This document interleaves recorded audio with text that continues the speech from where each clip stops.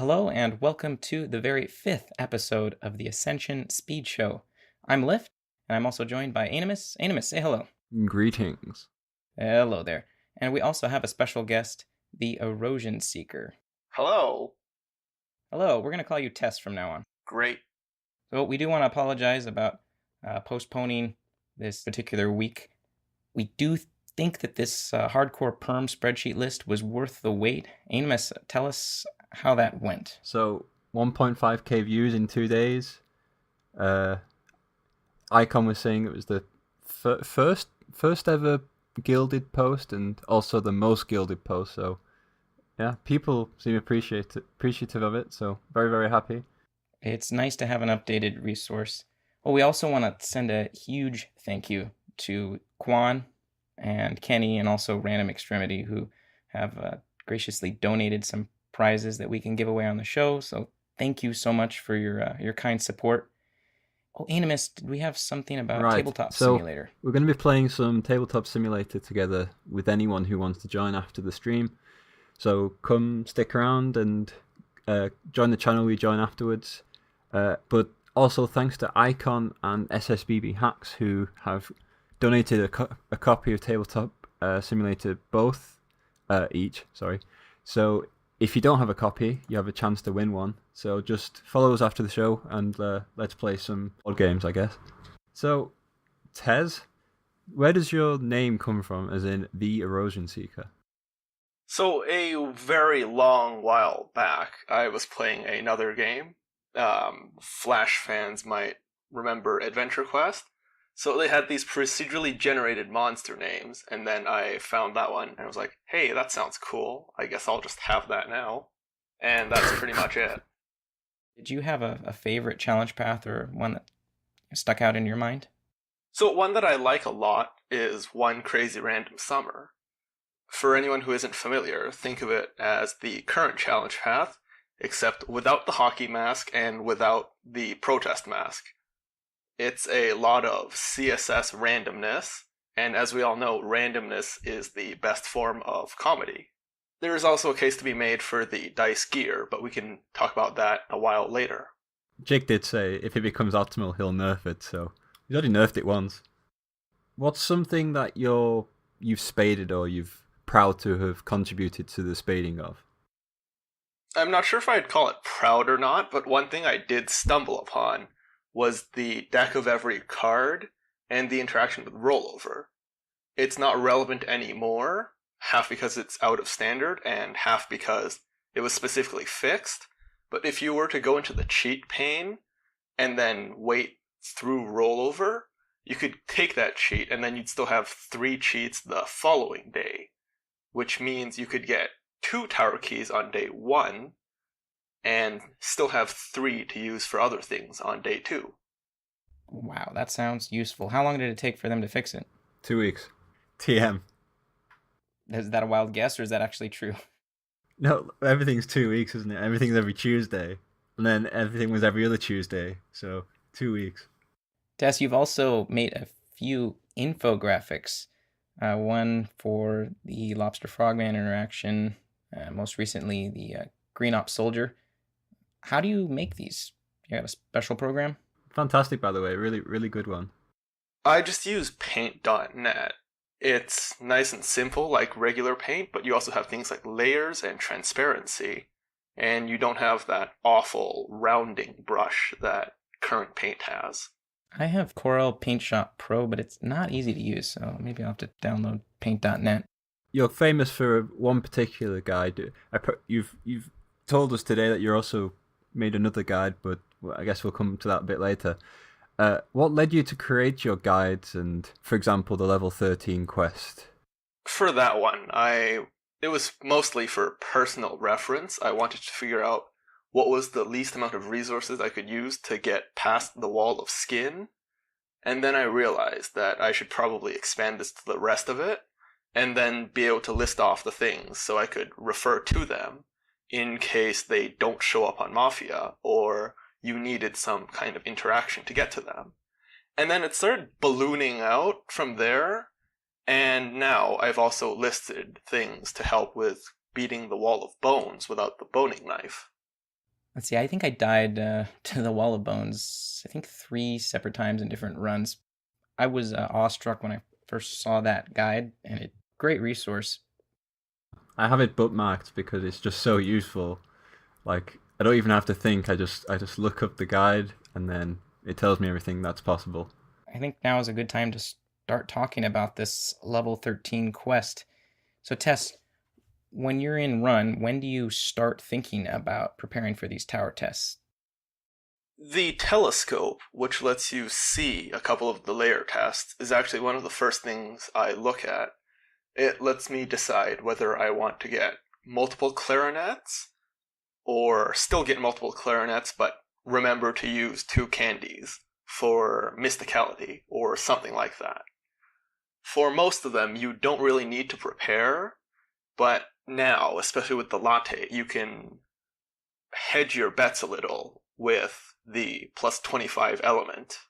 How many telescope dives ideally should someone have done? The minimum number of guides is the amount that it would take you to find out the first, second, and third layer tests. The first one is always initiative, so that one doesn't really matter.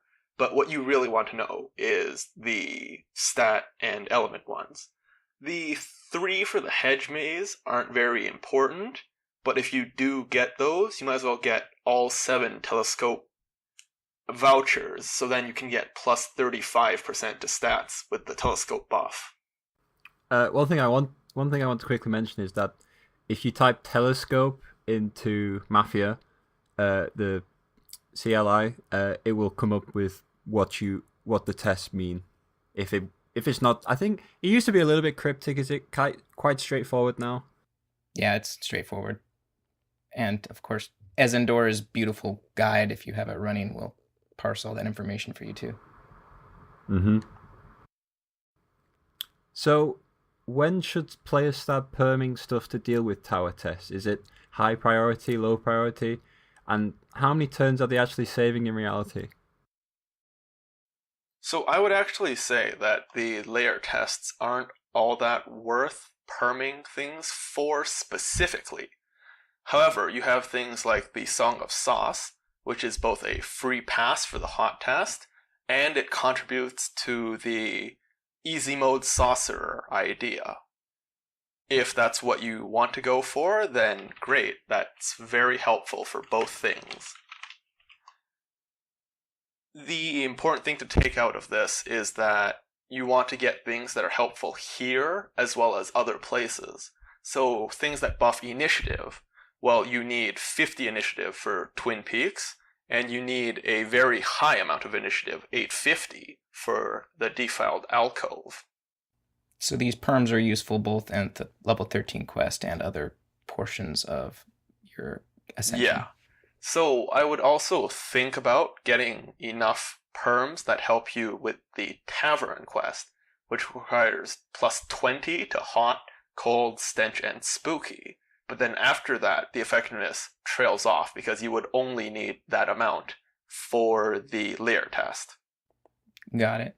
So what is the amount of turns that we can save by getting these off the beaten path perms? The absolute fastest you can do a tower in is 12 turns, and then 1 turn to Clover for the wand. However, if you go in with no information, you have no idea what you're doing, it can take upwards of 60. The average player will probably get by in about 30. Okay, so there's some significant turn savings to be had. So like you just mentioned, when you hit the registration desk, your first test is always going to be initiative, and then you get a random off stat, and then a random elemental damage / spell damage test. What is the worst that you could score in this contest if you weren't to prepare at all and just say, yes, I'm ready? Spooky in G-Core. Oh yeah, that was rough. So the worst you can place on any test is number 11, which means you have to defeat 9 regular enemies and then the boss. That guy you can't get past no matter how high you boost your stats, so the fastest you can ever place is number 2. Okay, makes sense. Are some elemental tests easier to pass than others? Of course, like I said earlier, Song of Sauce is plus 50 hot spell and plus 50 hot element, which is a free pass for that test. If you look on my guide, it will probably show another couple of tests that are free with the Genie Wishes, and there are a few more that are fairly easy to go through. Which is... For example, in the current path, Disguises the Limit, every single element has a mask that gives you plus 100. Mm-hmm. And 100 is enough to place second place? Oh, yes. For the 3-layer test, initiative, the maximum you need is, or the minimum you need to get the fastest is 400% initiative. For stats, you want 600 in that stat, and for element, you want 100. All right, so in Disguises, the limit is 100 mass, so that pretty much solves your damage test. Yes. Which is the element that we're most dreading to see at the minute? At the minute, you really don't want to see Spooky or Sleaze, because those don't have big buffs until the Latte. The Latte gives you a bunch of great boosts, but they're still comparatively harder. For Hot, you have Song of Sauce. For Cold, you have Song of the North for 50. Stench, you can get a lot of Gaia beads and other things during the war that can help push you towards or over the 100 threshold. Very nice. So that covers some of the ways to tackle the elemental damage test. What are your recommendations for buffing your stats or dealing or leveling up your off stats? So you obviously want your off stat up to make all of your percentage boosts higher, but you also don't want your main stat high enough that it hits 14, so you miss out on the instant karma. Now that's not too big of a worry, but what you can do is pick the correct offstat Lov item on day 2, and you can also pick the offstat Bastille item. There are also facial expressions, Patient Smile, Wry Smile, Knowing Smile, and a couple of other things that can help you tune towards the element you want. So by using the telescope to take a look at your offstat, you can basically at the beginning of day 2 just start working towards boosting your offstat natively before you start buffing your stats to reach 600. What are some common buffs that you can pick up in run? So one thing that people haven't really been looking at, but should reconsider now, are sauce crafting potions. The Lyle Perm that gives you plus 5 free crafts today is very good for this, because there are really not that many free crafts that you need to do in the rest of the run. So you can easily get plus 100% from a potion, plus 50% from tomato juice of powerful power. There are also things like the Space Gate's broad spectrum vaccine, or if you want to make it really easy, you can wish for experimental effect G9, or one of the appropriate things that gives you plus 200% or more to each stat. Those are some really good tips. Aenimus, walk us through the intro to the hedge maze. So, the hedge maze is an elemental resistance test. You have, so there are 5 elements in KoL, as we all know, and it's basically any 3 of those. I'm not too sure about the numbers. Is it you need 8, 7, and 6 resistance to pass them? Is that right? Yep. Although you can get by with 777. Okay.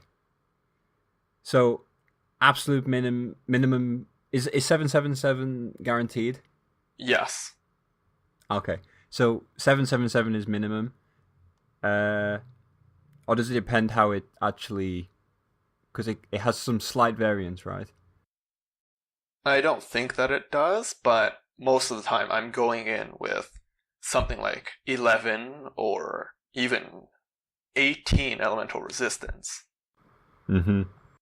To boost it that high, what are some of the non-item of the month sources that you can use to boost your elemental resist? So there are several that you can get easily in run. There's the can of black paint for +2. There's the titanium assault umbrella for +1. There's also peck oil for +2. Then you have perms. Astral shell is another 1. Elemental sauce sphere is 2. And there are several other specific and all elemental resistant things that are available. Yeah, so you're really not worried too much about knowing what exact elements you're going to be needing to resist from. Just buff them all with the perms you just mentioned and those potions.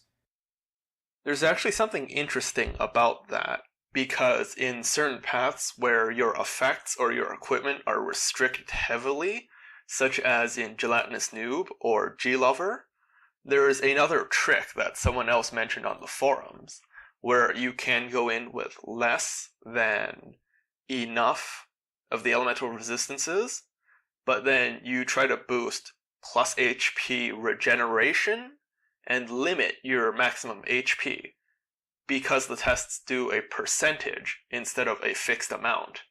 So you can tank the first test, regenerate, and then do the next one and the next one. And that is something that I've actually done before, and I believe so has Aenimus. Really great tip, yeah. So let's move on to the Wall of Skin, which is the first tower boss, I guess we'll call it.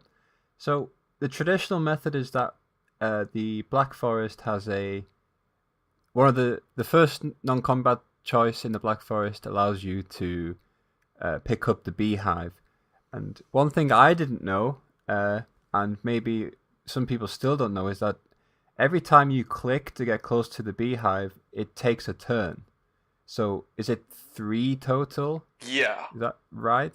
So it's 3 total. So that's probably why we don't really want to pick the beehive in run. So what do we want to do instead, and how do we do it? So what you have to do instead of using the beehive is deal 50 hits over 4 turns. You accomplish this by using prismatic damage, an attack familiar that hits multiple times, passive damage, stinging damage, and you can also use something like Shell Up or Sauce Shell for extra turns. The idea is to do 12 or more units of damage in a single turn for each of those turns, which gives you more than 50 and passes the test. So I will assume then prismatic damage counts as 5 separate sources. Yes, and then you have the standard weapon hit for 6, and if you were offhanding a weapon, or you were using headbutt or knee butt, those are each +1 extra. Perfect. Tell us a bit about the familiar that will never go out of standard that is your best choice when facing the Wall of Skin. So one of the best familiars to use for the Wall of Skin is the Imitation Crab. It attacks every turn, and it attacks 4 times each turn, so it's doing 4 damage. Wow, so with that familiar alone and prismatic, that already accounts for 10 of your 12 hits per round. Yes. Wow, that's amazing. Then you also want things like the Tiny Bowler from the Hidden Apartment, the Smirking Shrunken Head from the Hidden Apartment. There are also things like Jalapeno Sauce Sphere, Scary Sauce, Spiky Shell, and Psalm of Pointiness.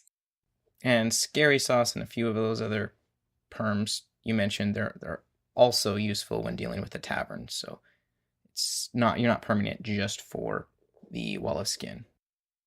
Psalm of Pointiness was historically useful for Witch-S bosses, and Scary Sauce you can perm if you want, because it also provides 2 cold resistance for a boot peak. There's lots of intersecting uses here. Tez, what is the difference between using a second weapon, using something like the Hot Shield, and speaking of which, what does stinging damage mean, and also using the Shrunken Head? When are those...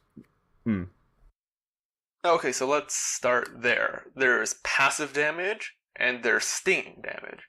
Passive damage happens every turn, no matter what you do, and stinging damage only happens when the monster actually manages to hit you. There's no worry about the wall not hitting you here, because it can always hit you. However, if you have stinging damage as your 50th unit of damage, that won't count for the win, while passive damage normally will. So you have an extra weapon, hot plate, and smirking shrunken head as your 3 examples of things. Well, the weapon is great because you deal +1 damage with your attacks, your headbutts, your knee butts, whatever. However, that doesn't help you when you're using shell up. On the other hand, hot plate is useful because it's effectively going to deal damage every turn except on the last turn, where the wall would hit you for lethal damage, which is why the smirking shrunken head, which deals damage every single turn no matter what, and also occurs before the wall can act on the final turn, which lets you get the win in situations where the other ones would not. Nice. Good summary. Aenimus, you had a comment about massage oil, I think? Yeah, one thing I did in KoL, because by KoL we're talking about G-Lover, and it was very it was a bit swingy to be able to kill the wall of skin every time. So when does the wall hit you for lethal damage? Is it the start of round 5? Yeah, so it hits you for something like... It hits you for 5%, 30%, 55%, 80%, and 105% of your maximum HP. So you can survive for 4 rounds normally, because 5, 30, and 55 is only 90% of your maximum HP, but then the next hit will definitely kill you, which is where massage oil comes in. It heals you to full. You can take another hit from the 4th attack, and then you still have the final turn. Yeah. So that was actually something I did do when I got a free massage oil in one of my runs. So that's worth noting. If you can't quite get the passive damage, you can survive an extra round and use passive damage with the massage oil. That's another thing, because as I mentioned earlier, shell up and sauce shell. So what those do are they absorb an attack, and then they deal some damage, and then you get the next turn. This isn't a stun or a stagger, so not only do they work on these irregular attacks, but they also work on monsters when you have greater than 151 monster level.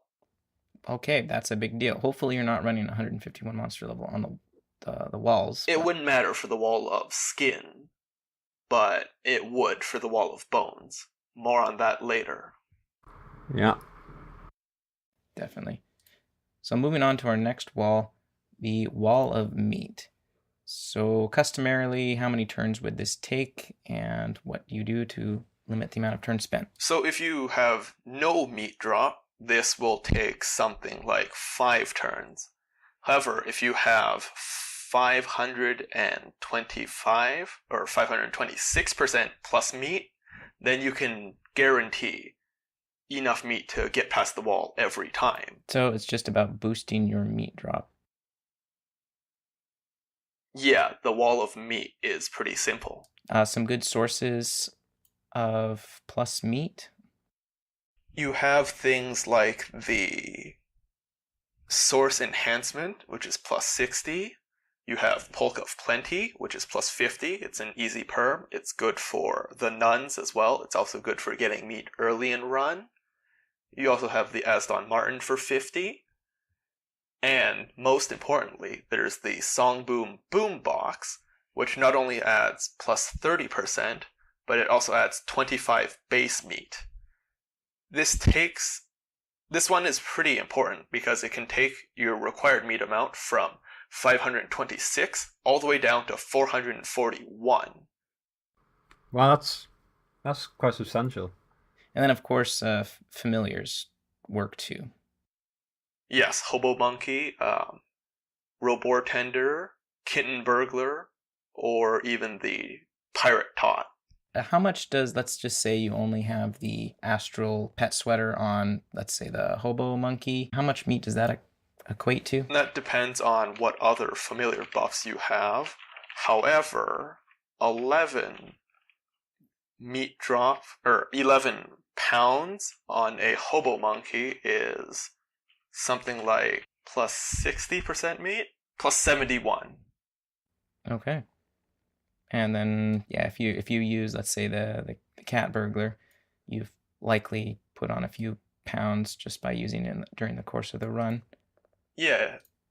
All right, so it's again a fairly simple in terms of mechanics wall. The next one, though, the Wall of Bones. What is the traditional or regular way?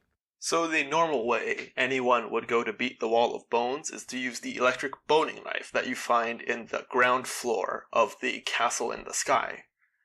This is sometimes a problem for speed players because not only are they not guaranteed to get it, but it's also fairly out of the way and can cost you multiple turns to get.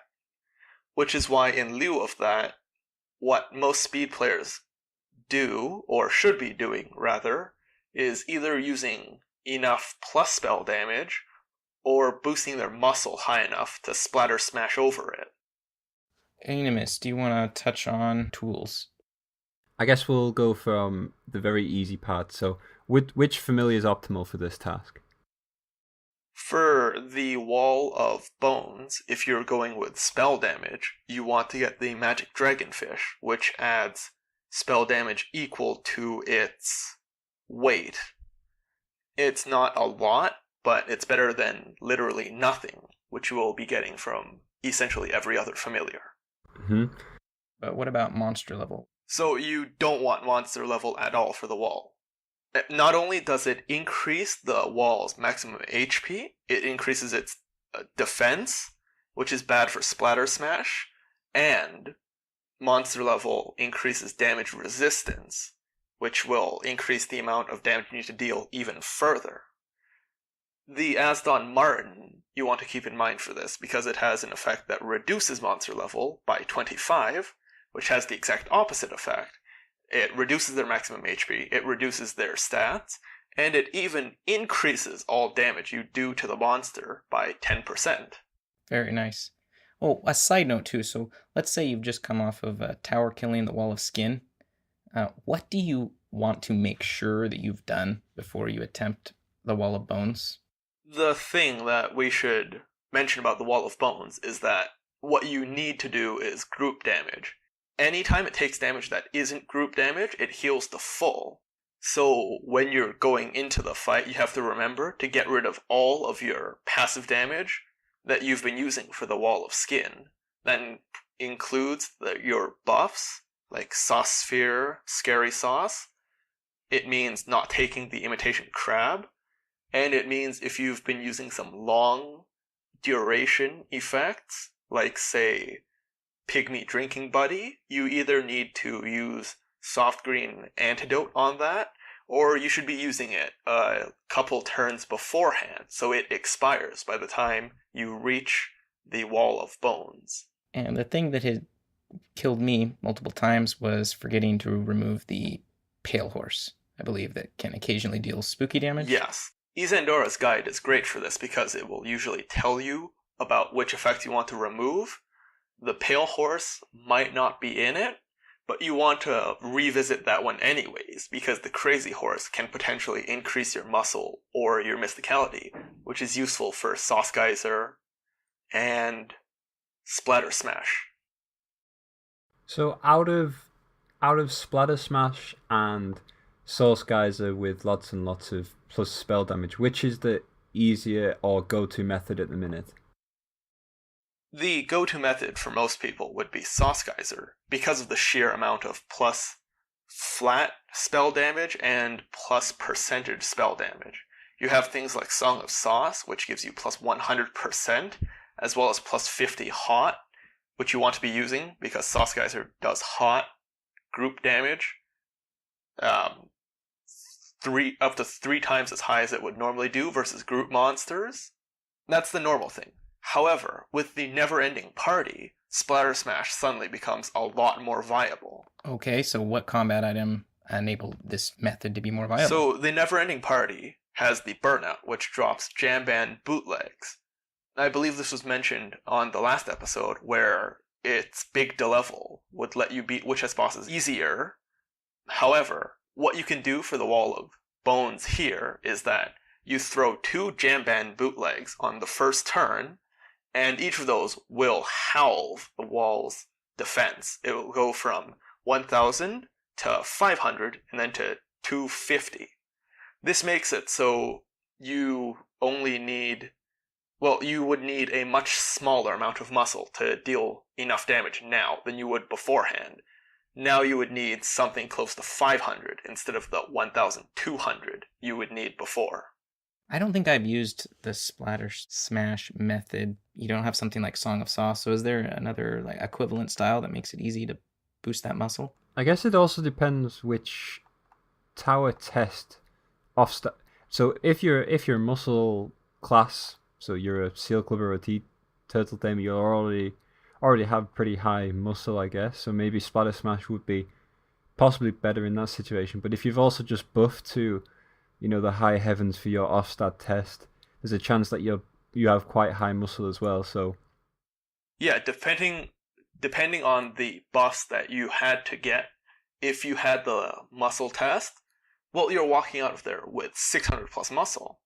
If your buffs are long enough duration that you can go right to the Wall of Bones, then you can just throw 2 jam bands and then hit it 3 times for more than enough damage. Depending on which class you are, Meteor Drop, that can significantly help. Which one's that? Yes, so the Metal Meteoroid, you can use it and get a Meaty Orb. What the Meaty Orb does is that it's an offhand item that gives you an extra amount of hot damage on every spell equal to the amount of damage it's already doing. When you use it with Sauce Geyser, what that's effectively doing is doubling the end damage, which in turn means that you only have to do 10,000 damage to the wall instead of the normal 20,000. Okay, huge difference. Is there any other item of the month, either derivatives or items themselves, that can give you that much advantage? There's things like the Battle Broom from the Witchess set. There's things like the Law of Elixir number 6, which is actually very easy to get with Weapon of the Postlord on day 2. That's another plus 100. You have plus 50% from the Bastille Mist accessory. You can get plus 50% from the Kremlin's Greatest Briefcase. And there's also the plus 100% Mysticality buff there. And there are a couple of other buffs from other sources that are very good for this. Deep Dark... what's it called? Deep Dark something. Visions of the Deep Dark Deeps is another 50%. After you complete the Wall of Bones, you have a rather trivial floor. Tell us what the mirror does. So the mirror either costs 1 adventure and gives you a buff that's plus 20% to stats as long as you stay in the tower, or you can break the mirror, which doesn't cost a turn, but it increases the difficulty of the sorceress fight. And this is something that I didn't know right away, but your World's Greatest Adventure sash improves depending on how many times you've ascended. When do players want to start thinking about breaking the mirror versus gaining confidence? That largely depends on the items of the month and possibly perms that they have.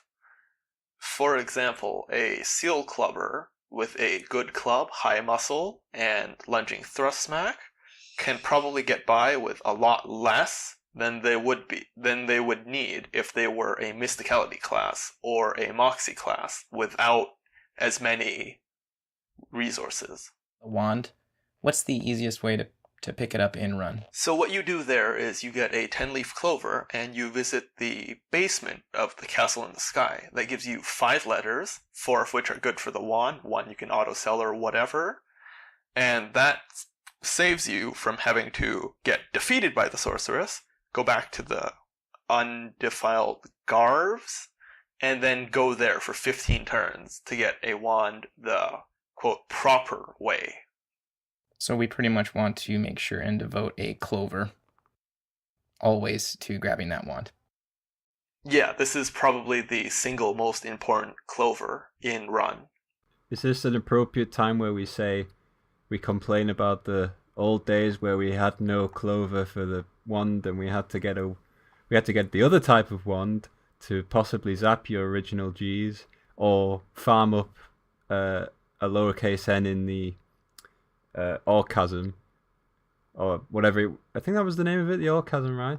Yeah, that's where you fight the XXX prawn. Yeah. And I don't know how many monsters are in that zone. I think it's like 9 or 10. It was just awful. Yeah.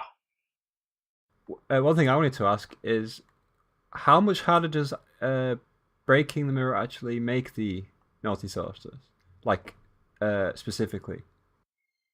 I don't think anyone knows for sure, but what we do know is that it makes it so the sorceress is immune to staggers, and it gives the forms of the sorceress significantly more HP. Mm-hmm.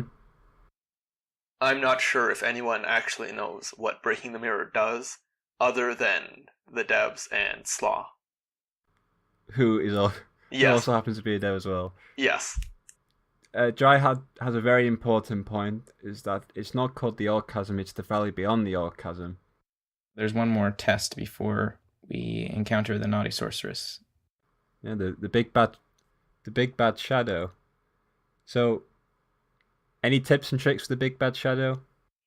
For the shadow, you need usually 4 of the healers that you can get from the war, the Gauze Garter or the Filthy Poultice. Or you can use something like the Plaid Bandage from the Haunted Cellar, which I hear has recently been fixed to be usable.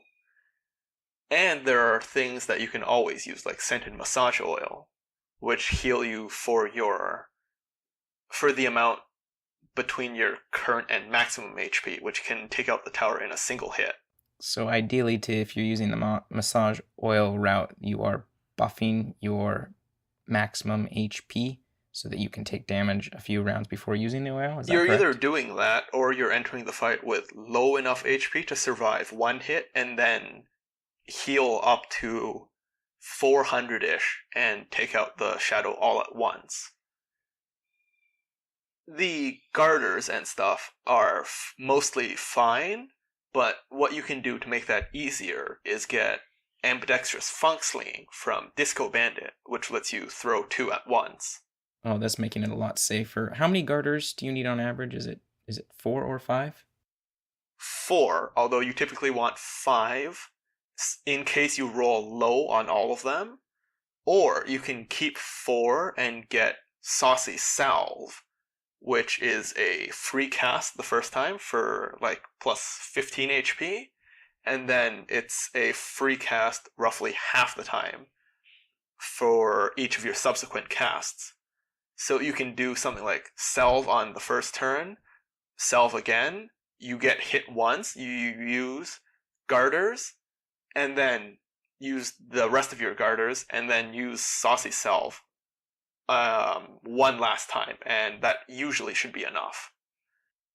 I think saucy, because that's how Saucy Salve used to work. Because when I was doing the perm list, the wiki said that Saucy Salve is 50% on the first, 100% instant cast, and then 50% on the second, and then the third one is 25%, and then 0% on all subsequent time. But it used to be 50% after the first, right? No, it used to have the fall off before. When Saucer got revamped in 2013, the skill actually got a lot better, and I think it's more like 150 and 25 from then on. It's a lot better than it was before, and it's very useful, especially in Disguise's Delimit. because of that. And why is it more useful in Disguise as Dilimit? What's going on with our shadow there? So the shadow in Disguises, as SSBB Hacks mentions, has double HP, so you would need 8 garters or poultices. The other place where Saucy Self comes up is Ed the Undying. If he has the hockey mask, you need to use a lot of healers in between each fight without actually exiting the fight, or else he just kills you and you have to restart. You also want the mosquito over there. And then Dictator also mentioned that buffing initiative is also worth attempting so that you can avoid the opening hit. One last point, Tez, why is plus HP useful for the wall of shadow? The shadow. Go. The wall of shadow. The shadow deals a bunch of fixed damage and then a percentage of your maximum HP. As you increase your HP, the 100 becomes a smaller percentage, which allows you a lot more time to actually throw your garters. About how much HP would you recommend a player who maybe doesn't have funk slinging try to achieve? Without funk slinging, I would probably go in with 600. There is a chart for this on Ben.Bloom Road that I should link after the show. Yeah, it's Royal Tombury's side, right? He has lots of relevant stuff. Yes, very good site. One other thing I want to mention about the shadow is that in the war, you're usually going to have both outfits. The first turn you spend in the battlefield, you will get the paddle phone or the communications wind chimes. While you can use that normally as a healer, the smart thing to do is at the end of the war, you put on the opposite outfit, you turn it in for 2 coins, and then you spend those 2 coins for 1 garter or poultice. So that one's basically free. Interesting. Okay, that makes more sense now. I read that tip in a forum post. It's like silly speedster strategies. So now I know how to pull it off. Yes, another very good thread. Yes, yeah, you've contributed a few posts there. So we'll try and remember to link that too in our show notes. Any concluding notes for the level 13 quest? For the sorceress, normally it's definitely going to be a much harder time than other fights because you lose all of your beneficial effects, but also your familiar gets weakened. In any case, you want either a damaging familiar, a healing familiar, or something that makes it easier for you to deal damage. And the crab is defensible for this. The mosquito is defensible for this. And you also have something like the nosy nose, which will continuously de-level the sorceress and make it easier for you to hit her. Although can she shrug off D-levels after a certain point? She can after you de-level her enough. However, it's not automatic, so you can possibly get multiple good hits in, and then she'll go back to normal, and then you can de-level her back down, and then hit her more times. Again, everything we've talked about is wonderfully written in this Naughty Sorceress guide of Erosionseekers. So again, we'll have that in the show notes, and it's been linked here in chat as well. And it's in the useful resources, which are, useful resources.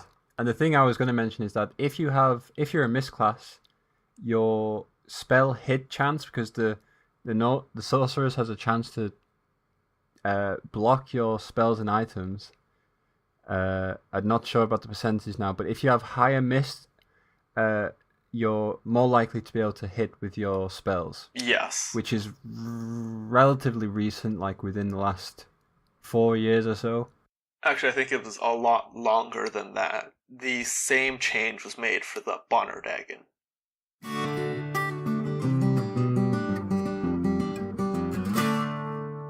Aenimus, we've been busy, as we alluded to earlier in our introduction.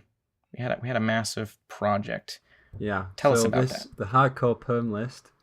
A lot of man hours. That is not a sexist unit of time. It was, I believe, only men working on this, so a lot of man hours. But I think it's been well received. Even Slaw said he's 99% happy with the list, so I mean, I'm happy with that. I'll take that 1%. I think his one gripe was that Tower of the Terrapin wasn't like number 1 or something on the survivability place, but I mean, part of me likes the fact that makes him a little bit unhappy. So, just a brief note is that the reason why we have the flowchart, which I think is the really big factor for this perm list, is because lots of people, before they get into speed Ascension, they like perm random stuff, usually quality of life stuff, like funk slinging is one that people tend to perm, and like amphibian sympathy used to be like the number 1 perm back in the day. My first perm was the chef staff skill. Not proud of that. My first perm was Disintegrate, which I couldn't use for a good while. Yeah, so this is why we have the flowchart, because there's some really, really great skills, one of which is Disintegrate. And the problem with Disintegrate is that it has a huge, what I like to call a bottleneck, which is a term that we've used in the perm list. It means, well, in this case, it's not even a bottleneck. It's just a big door that you can't get through, because if you don't have 150 max MP, you can't cast Disintegrate. And 150 max MP is not an easy task without items of the month. So next year we lose. We lose 40 plus 40 MP from the detective badge. What else is the Tez? Help me out. Yeah. There's 25 from the cowboy boots. There's... And importantly, Turbo, because that increases your max. Yes, Turbo MP is one combat. of the biggest losses. Yeah, because you can go from, 5 MP to well above the 150 MP. And so Disintegrate will be an even bigger problem next season, next standard season, especially for newbies, but also even people who have a lot of skills. I'm not sure how much we start. Well, it actually might not be that hard with the Never-Ending Party, because that's not only a bundle of free stats, but also a bunch of meat for you to actually fund your Disintegrate. And we'll be talking more about it next podcast, but the October's Item of the Month Latte has a skill that'll be really useful too. Mm-hmm. So that's why we have the flowchart, because it used to be that you used to go on the wiki and then there was a tier list, like this is number 1, this is number 2, this is number 3, etc. like that. And that honestly doesn't work, because like that suggests that if you are spending lots and lots of power leveling turns in run, so turns where you're devoting time and adventures out of the way of your main quest just to get enough stats to be able to do the next quest or get to the next point, it suggests that you should still be getting, for example, more plus item or more plus meat or something to speed up the nuns or something, because that's a higher tiered pick than, say, Antiphon of Aptitude, which is like +1 stat, +1 substat to each of the main stats. Whereas in our model, it works that you look at what you are doing in run and what's taking you a while. You identify your bottlenecks. So, am I spending lots of turns power leveling? Then I should get substats, right? Or can I actually use this monster level, or am I getting my ass kicked? So, do I need survivability? Do I need a combat spell? Do I need the leveling, etc.? And I feel like this model is useful for that reason. And we have lots of the skills in more than one place because some skills do surprisingly more than one thing. So that's what I'm really, really proud of. And Lyft's flowchart is a superb addition to the perm list in my opinion. I think the breakthrough when we were working on this was realizing that, like you just said, traditional ordering doesn't work, and to break it out into all these multiple tabs made it so much easier to place some of these skills. Because like on the original hardcore skill analysis page, you have Cocoon down in like tier 5 or something. Mm-hmm. Yeah, the old list wasn't very sensical because it didn't really cater to people who might have had a good item of the month or another skill or another resource that would have helped them with the thing that the perm list was suggesting them to do. The new one is so much more flexible. So speaking of which, so I know that you personally permed, was it Cocoon or was it Tongue, your second skill lift? So I permed Disintegrate first, and then something weird like Funk Slinging, because that was recommended. Oh, by the way, everyone, you can go look and mock other people for their perm lists by clicking on their name and then looking at their permanent skills. You can do that for yourself by clicking on your character and then clicking your bold name in the main panel, which gives you to the public version of your page. And then you can see how I decided to perm the Chef Staff skill as number 1, Flavor of Magic as number 2, and Transcendental Noodlecraft as number 3. Cocoon was number 4, though. But you can also turn that off. You can do it so people can't see your perm skills if you're particularly ashamed. Yeah, going by my old list, I think, is it Disintegrate? Oh, at least I went Smooth Movement. Funk Slinging, Curse of Marinara for some reason. So yeah, this is a resource that the wrong curse. So this is really wish this resource had have existed, well, let's say a year ago, but we're really glad it's up to date now, and it should be able to maintain it as time goes on.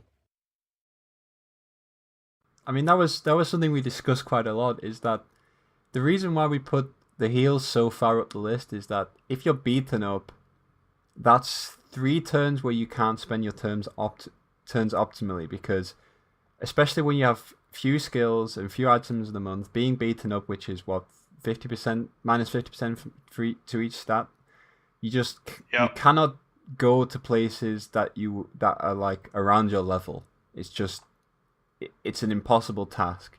So avoiding being beaten up, or at least healing up the spontaneous accidents that we all have sometimes, those happen quite more often with dice gear, by the way, but you can heal up the beaten up or not get beaten up in the first place because you've healed up. So that's why we put the healing skills quite high up. You can make do with the healing skills that classes have, because you should be opening your guild in your first few ascensions at the very least. I think the only class that doesn't have a heal is Accordion Thief and maybe Turtle Tamer. Is that right? Turtle Tamer can regenerate HP with Boon of the War Snapper, but that both requires you to enter fights and actually deal damage in those fights. Right.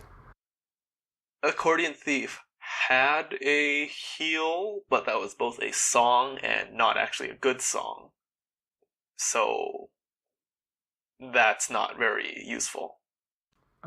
Captain Scotch just said that Blubber Up, which is +5 Moxie for 7 MP, was his 5th skill perm. I'd like to know whether he permed that over, for example, Madrigal, or I don't know what the other Moxie skills are, but yeah, some interesting decisions there. That should be the next competition. The worst skill picking with the best reasoning. I don't know if I had good reasoning for some of mine. I'm looking at, after Curse of Marinara, I decided Astute Angler was probably the next great one to get. This is not a good list here. Wow, Donho. Wow, I think I'm gonna get rid of Chamko's trusted advice because he just said that he permed Donho's in his 5th perm. Jeez, that's getting a reaction. It's going up quickly. Yeah, I chose chef staffs first because chef staffs do a lot of damage, and that was when I thought I wanted to pull multiple chef staffs and run. dual wielding chef staff. Can you actually do that? No. Darn. Yeah, too bad. Can't get like 500% spell damage for nothing. So when Clench comes out and you can finally dual wield chef staffs, you'll be ahead of the game, Tez. Yep. So one thing I want to mention, I was just going to say that we have the example perm list. This is just, I mean, I was kind of half reluctant to put an example perm list because I feel like people might just think, oh, this must be the absolute only way that you can do your first few ascensions, and that's not true at all. The reason we have the example perm list is just because the important part is the perm and reasoning part, which is, my, I guess it's pretend reasoning, but I mean, I was a newbie once, and this did go through my head. So my reasoning behind why I would get this skill first and this skill second, and blah blah blah. The problem is that unless you're doing your ascensions by yourself, you don't know whether you can survive combat or how much meat you have to actually survive combat, etc. So it's really difficult for me to kind of say like, oh, this is the point where I need stats, or this is the point where I need combat help. Like, I really can't say for sure because this was just based off knowledge and not based off empirical data. But the theory is sound. Past the mass. Sorry. Every single run, you're basically pretend looking back, like, okay, what could I have used more? What would have made my run smoother? And you go back and forth between, oh, I need more stats, so let's bump up the monster level. Oh, now I need to survive the monster level. Rule of thumb is probably turn gen, and then if you're okay on turn gen, go into substats, and then item, and then depending on whether your substat is consisting of monster level, you want to start going into combat skills, and that's a good rule of thumb to go with. But like I said, the flowchart is there to help you, and the flowchart is, if I do say so myself, Lyft, very very good. Wow, thanks. It was fun. Yeah, so we definitely have some questions. First one was from Phyllis. I'll ask the question to maybe Tess. The question is, with such powerful items of the month leaving standard soon, how do you find yourself thinking about how to reroute given the currently available items? Or are we just waiting until January arrives and kind of just deal with the problem then? Well, we'll definitely have to see what the November, December, and January items of the month are, because who knows, maybe we're getting another terminal in January. But what we have to remember is to look at the things that are going away in 2016. You have the 2016 items of the month, and you have Sweet Synthesis, and a couple of other things. What's notable here... Yeah, some of those derivative skills. So what's notable here is the Snow Joe, which means you don't get 10 free fights. You don't get the iced plum wine or ice rice. You don't get the training item. And you lose some combat initiative. You lose Shatter Punch and you lose Snoke Bomb, which means you get a lot fewer free kills and you don't get a very good banner skill. Then we have the Telegraph Office, which means you don't get the Cowboy Boots, which were good for monster level, HP, MP, item percent, and you lose your 3 skills, Bow-Legged Swagger for combat initiative, Bend Hell for the Lair Test and killing Witch-S bosses, and Steely-Eyed Squint, which doubled your total item percent from non-familiar sources. So those all hurt, but Squint is kind of replaced by the Garbage Totes champagne bottle. We have the Witchess set, which means no more sacramental wine, no more of those free fights that all of the Witchess monsters are, and no more Greek fire, which was good for 18 or 19 substats per turn. Yep, so a lot of adaption. Can I just interject at how terrible it is to perm Donho's Bubbly Ballad 5th? I've given him his own role in the Discord channel now because it's that bad. Anyway, moving on. Is there any special strategy that goes into trying to hit a leaderboard? For example, in something like a current path, would you try hard during the whole season, or is this maybe some gamemanship in working on some secret strats and waiting until the last month to really try hard with 1 or 2 runs once all the items of the month are out? So one comment I'll make first is that you usually use the first couple of months to kind of test the water, see what can and can't be done. But nothing is set in as it appears that you already know, nothing is set in stone until the 3rd month of the challenge path, because then that's where all the resources are available in terms of items of the month. And occasionally the items of the month can have the last item of the month can have a very big effect. I think A Sawyer was really annoyed that I think it was Meteor Guide came out in the 3rd month of was it LAR, and it was relevant, so that kind of annoyed him among others, because it meant that a lot of routing and other things had to be changed. I think it happens quite a bit, because didn't the Fantasy Realm impact PokeFam due to the digitizing? I was completely out of the loop with PokeFam, so I'm not too sure. The tourists.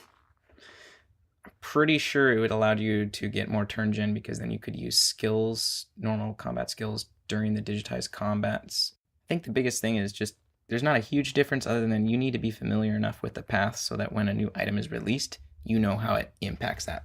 Yeah. Not only that, but for paths like G-Lover, you need those extra Gs. They're going to help you with the run. There's probably going to be something useful in them.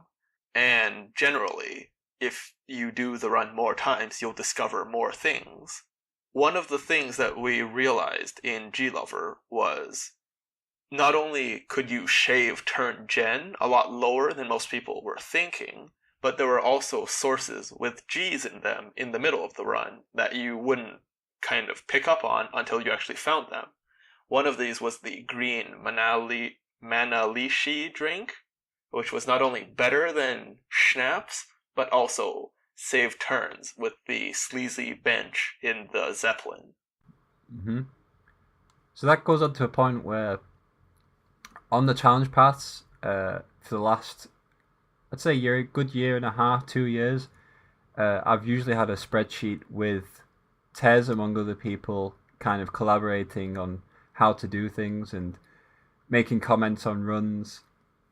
Because Tez was one of the people who, time permitting, would have probably tried more runs to get gold, but it was kind of a hectic month at the end. So, but yeah, Tez was definitely one of the people who was going to snipe gold who wanted to snipe gold for G-Lover anyway, and was very able to do so. Yes, the most important thing for trying to hit a leaderboard is probably to get a circle of people who kind of know the path and all have stuff to offer.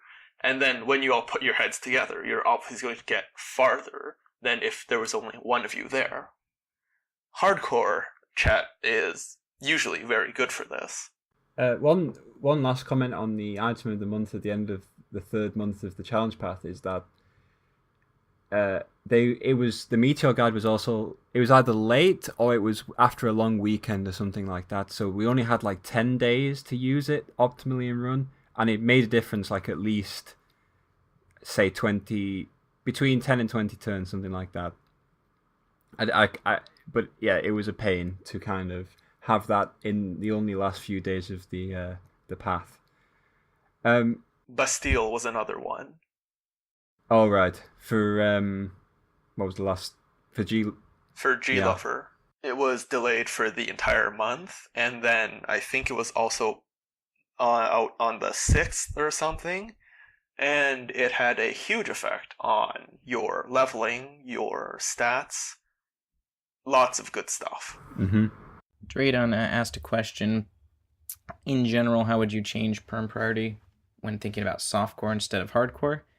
And yeah, he kind of touched on it, but you use that flowchart, or you just ask yourself, okay, so even though it's softcore, what am I missing from this run? What's going to help me? So same sort of reasoning, even though you're allowed pulls. So yeah, you might not need as much turn gen, so try for I just realized the flowchart makes that list absolutely work for standard, because it answers the same questions, right? So yeah, the new list or the new spreadsheet is future-proof, where the one on the wiki is not as adapting. I should change the title to standard perm tier list, because it would theoretically work for softcore, but it is aimed for hardcore in terms of like the example perm list, for example. Yeah, my tower guide is also based primarily on hardcore. You can still use the same principles in softcore.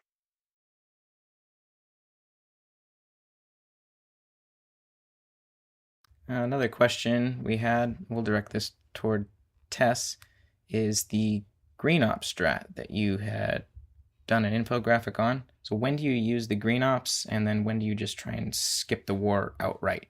You skip the war in softcore because that is a lot of headache that is just gone, and you can pull a lot of cornucopias. You can pull the grass garden for extra cornucopias, and so on, and that makes softcore a lot simpler. It reduces a lot of variance. For hardcore, the green ops meatball degeneracy is absolutely the best way to go through the quest. It's not worth it to do both at once, as Kazian asks, because they are conflicting in what they're trying to do. Can I just mention I don't even know what Donho's Bubbly Ballad does? Oh, it's optimal for PvP, so maybe Chamiko was trying to do that. So what does it actually do? Reduces underwater pressure penalty by 20% or so. Oh. So if that was perm for PvP, then he next leveled everyone who didn't have that. I don't know when Chamiko actually started, but I think that was before those PvP minis existed. Yeah, 2010. So no excuse. I guess the one thing we could think that would possibly save embarrassment is that they were ahead of the game and thinking, oh, I'm going to farm the sea. I can see, because back in 2010, the sea dollar market was quite good.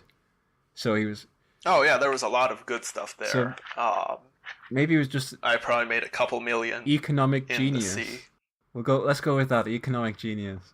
Next question by Mushadi was, he found the list of skills that were in the range of, let's say, 1 to 10 million.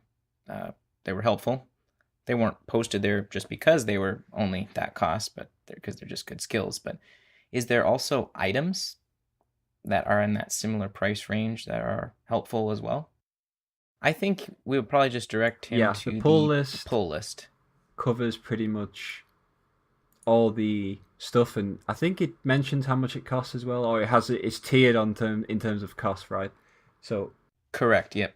The more expensive stuff has under its own subheading. Oh, did we answer why I made those? Internet points. Yeah, so for the tower guide, that was mostly for personal use, for the wall of skin, wall of bones, whatever. There are other ones which were in the spirit of the podcast and this community in general, helping people figure out how to pull off these complicated speed tricks in chart form, usually with some kind of meme at the end. I'd also like to say thanks to you, Tez, and also thanks to the Dictator for your help on the perm list. That was appreciated. Big thank you. I think we've answered everything. I think we have. Thank you for all of you who submitted questions. It's nice to be able to answer them on the podcast.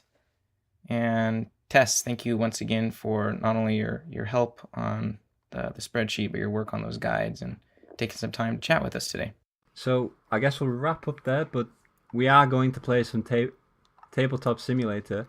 So anyone who wants to join us, simply move with us to the Tabletop Simulator channel. Let's play some board games, etc. And thanks for listening. Thank you to all who listen live. Enjoy every pizza.